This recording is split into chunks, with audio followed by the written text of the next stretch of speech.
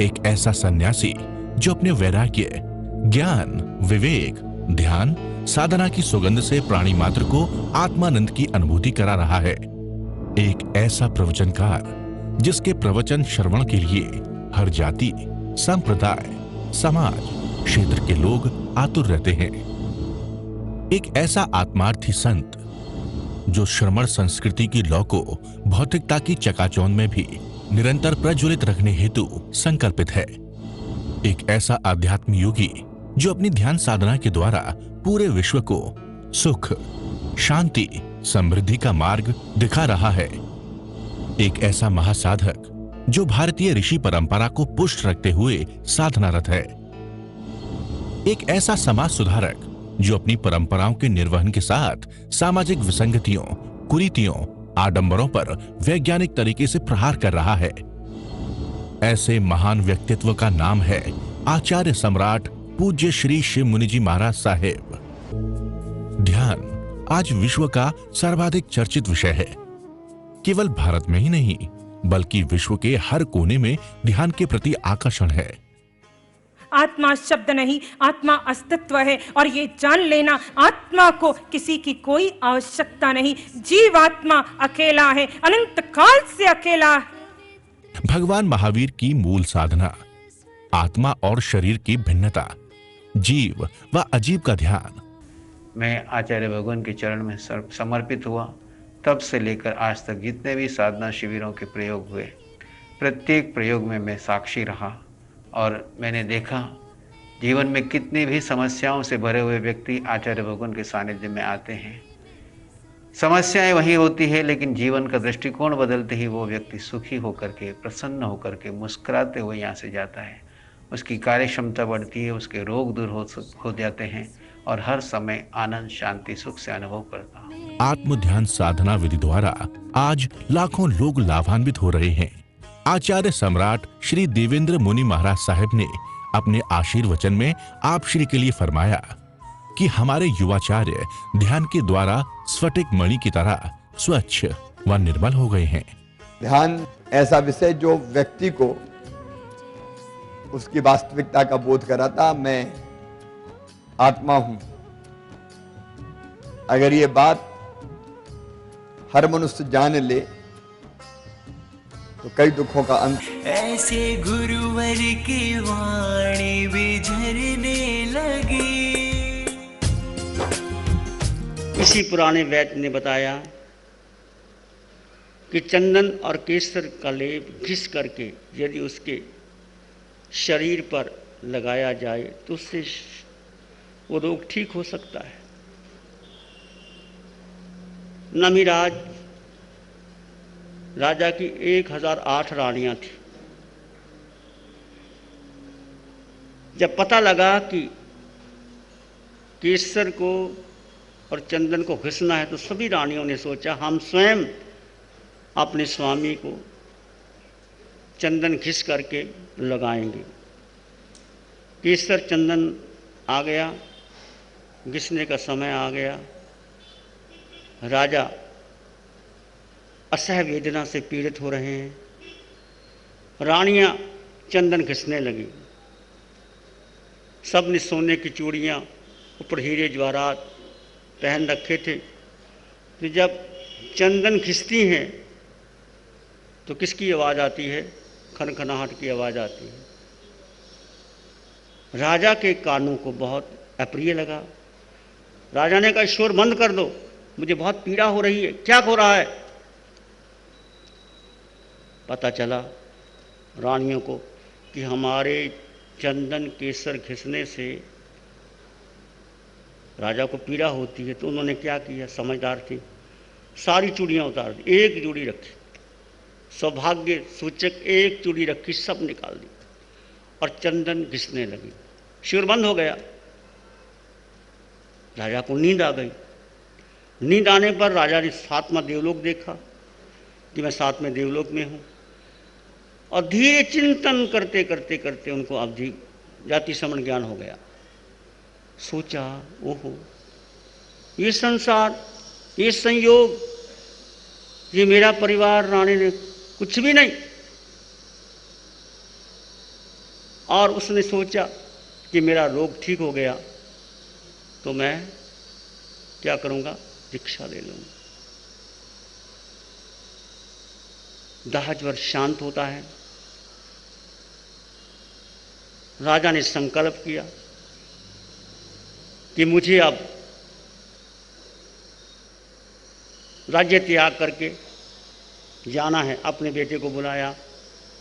रानियों ने बहुत आग्रह किया, नगरवासियों ने किया, मंत्रियों ने किया।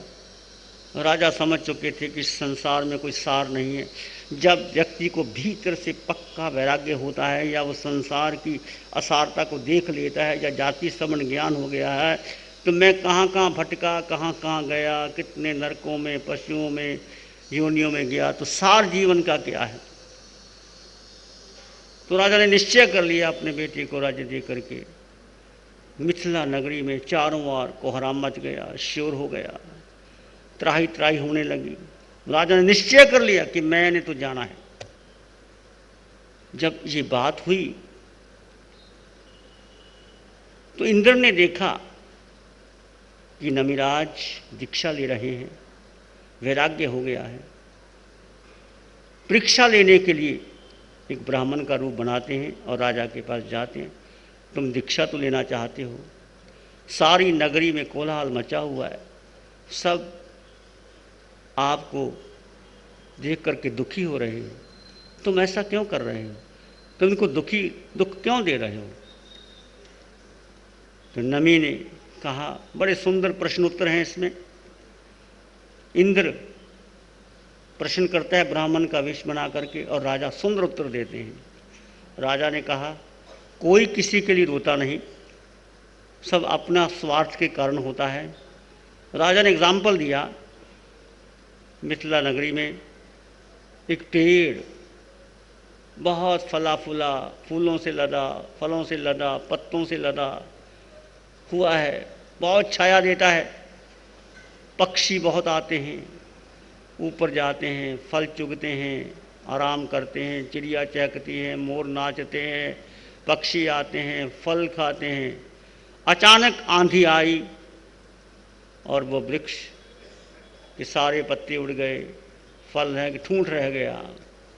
इसलिए सब पक्षी अब जिनको आश्रय था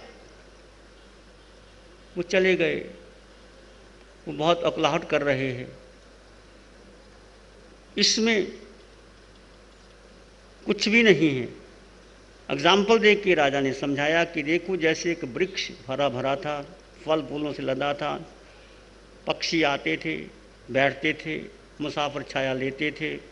अचानक आंधी आई और वो टूट गया, ठूंठ रह गया, सब पक्षी चले गए। ऐसे ही अब मैं संसार को छोड़ के जा रहा हूँ। ये मेरे लिए नहीं रो रहे, मुझे कुछ नहीं हो रहा, ये अपने ही सुख के लिए रो रहे।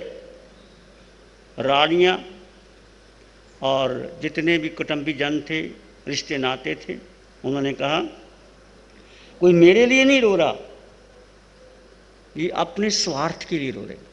सारी दुनिया स्वार्थ की है और मुझे स्वयं को साधना है, स्वयं में रमन करना है, स्वयं की गहरी जाना है। मुझे ऐसा कोई भी निर्णय नहीं लेना। बहुत सुंदर प्रश्न उत्तर होते हैं। इंद्र ने देखा कि मिथिला के राजा नमी बहुत दृढ़ संकल्प से जिन्होंने अपने जीवन को साधा और दीक्षा अंगीकार की।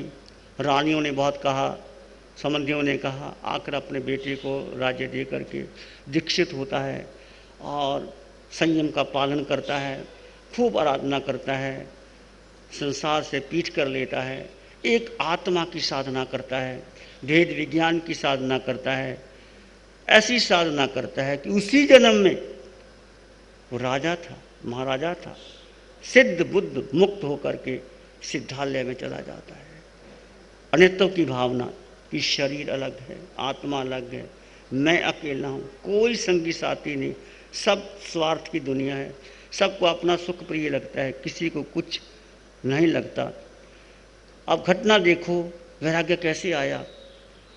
चूड़ियाँ खनक रही हैं, चूड़ियों का और संन्यास से क्या संबंध है? शादी होती है तो बहनें चूड़ी पहनती है, नाच करती, नृत्य करती है, हंसी मजाक करती है, बड़ा आमोद प्रमोद का वातावरण होता है, भोग विलास होता है। परंतु राजा जिसको असाध्य रोग हो गया था, वो चूड़ियाँ के खनकने से क्या हो गया? उसको वैराग्य हो गया कि अब शोर क्यों नहीं हो रहा है, पहले क्यों हो रहा था? कि सब ने पता लगा कि सब ने चूड़ियाँ पहनी थी और सब ने चूड़ियाँ उतार दी और एक चूड़ी रखी सौभाग्य की। राजा ने कहा बस, जहाँ अनेकांत है, जहाँ संयोग है, सब दुख का कारण है। एक में सुख है, अनेक में सुख नहीं है। मुझे एक को ही प्राप्त करना है, एक को ही लेना है। एक का मतलब तुम आत्मा, उस आत्मा की साधना करनी है। चूड़ियों के खनकने से, चूड़ियों के घिसने से, चूड़ियों की आवाज़ से नमीराज को बोध हो गया। अब किसी व्यक्ति को बोध कब हो जाए? तुम भी भावना भाव। मैंने रोज, पता नहीं आजकल तो कांच की चूड़ियाँ पहनती कि नहीं, गांव में कांच की चूड़ियाँ पहनती हैं, चूड़ियाँ खनकती भी रहती हैं, आवाज़ भी आती रहती, पर बोध नहीं होता, भाइयों को भी नहीं होता। पूर्व कर्म की साधना का फल होता है। जब आप पहले साधना करके आए हो तो कोई ना कोई कारण बनता है, उस कारण से आपको बोध होता है और बोध होने से आपको वैराग्य होता है और वैराग्य हो गए पहले जन्म की घटना को जान लेते हो। एक बार जानने के बाद फिर संसार अच्छा नहीं लगता। जैसे कहा गया है, ये काम भोग, इंद्रियों के काम भोग शल्य रूप हैं। शल्य का मतलब कांटा। एक कांटा चुभता है, जब तक वो निकलता नहीं चैन नहीं पड़ता। कुछ भी काम करो, भोजन बनाओ, भोजन खिलाओ, वो कांटे की चुभन बनी रहती है। छोटा सा कांटा जरा सा जीभ में लग गया, आंख में लग गया, दांत में लग गया, जब तक वो निकलता नहीं, चुभता नहीं। और हमारी आत्मा पर कितने बड़े बड़े कांटे लगे हैं। क्रोध, मान, माया, लोभ, राग, द्वेष, ईर्ष्या, कलह, अव्याख्यान, पैशून्य, परिपर, 18 पाप स्थानकों के छोटे छोटे कांटे आत्मा पर लगे हैं।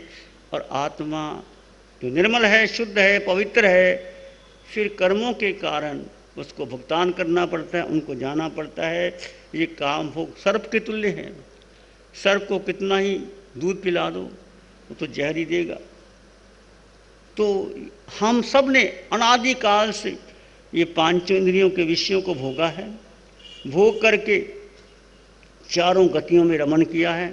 बार बार जन्म, बार बार मरण, बार बार मरण, बार बार जन्म। इसी तरह से हमारा जन्म और मरण चलता रहता है। इस जन्म मरण के चक्कर से छुटकारा पाने के लिए सदा एक अपने शरण लो। जैसे राजा ने शरण ली और अनित्य भावना पोषण किया। देह में आत्मा, आत्मा से देह भिन्न आत्मा, आत्मा अलग है कि गुणधर्म अलग है। और धीरे धीरे जब आप साधना करते हैं, चिंतन करते हैं, रमन करते हैं, सुख भीतर से प्रकट होता है। जैसे बीज से वृक्ष प्रकट होता है, माली बीज डाल देता है, अंकुर निकलता है, डाली निकलती है, पत्ते निकलते हैं, तना बड़ा होता है, फल होता है, फूल आता है, शाखाएं आती हैं। ऐसे ही व्यक्ति अंतर में ही आत्मा में सुख, शांति, आनंद फूटता है। उसके लिए क्या करना है? 1 घंटा 2 घंटे एकांत में बैठो, मौन में रहो, विचारों को शांत कर दो, दृष्टा भाव में रहो, ध्यान की ओर आगे आओ, वेद ज्ञान करो, उठते बैठते चलते सोते खाते पीते कुछ भी करो। ये देह क्रिया कर रहा है, मैं आत्मा दृष्टा ना भी रह सकूं तो। जैसे बारिश की रिमझिम बरसने लगी, ऐसे गुरुवर की वाणी भी झरने लगी। ध्यान करेंगे, आंखें बंद, मन वचन काया शांत, शरीर शांत, विचार शांत, सृष्टि शांत, वातावरण शांत, हर दिशा हर किनारा शांत शांत शांत। सिर के सिरे से पांव के अंगूठे तक अपने भीतर शुद्ध चेतना का एहसास कीजिए।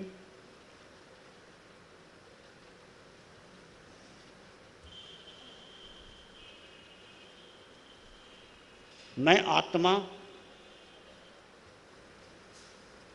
असंख्यात परदेशी आत्मा, इस शरीर के अंग अंग कण कण रोए रोए खून के कतरे कतरे में आत्म प्रदेश विद्यमान है। देह में आत्मा और देह से भिन्न आत्मा, आत्मा का आकार नहीं, निराकार है आत्मा। आत्मा अजर अमर अविनाशी सत्य चित्त आनंद से परिपूर्ण शुद्ध आत्मा।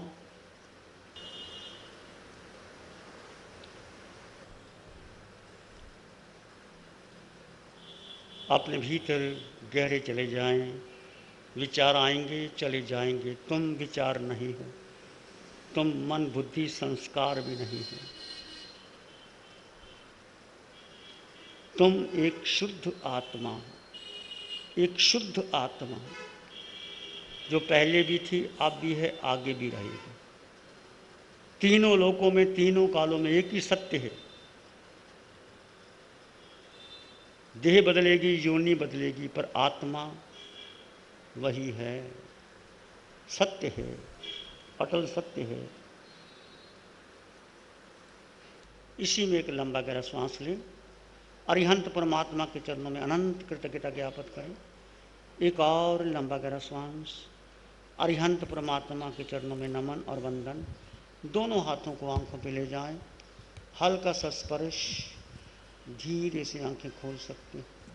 नमो अरिहंताणं, नमो सिद्धाणं, नमो आर्याणं, नमो वज्रायणं, नमो लोय सब सावनं, धम्मो मंगल मुकिठम अहिंसा संयमो तव देवावित्तं नमं शांति जस धम्मे से मनो श्री चत्तारी मंगलम, अरहंता मंगलम, सिद्धा मंगलम, साहु मंगलम, केवली पाणत्तो धम्मो मंगलम।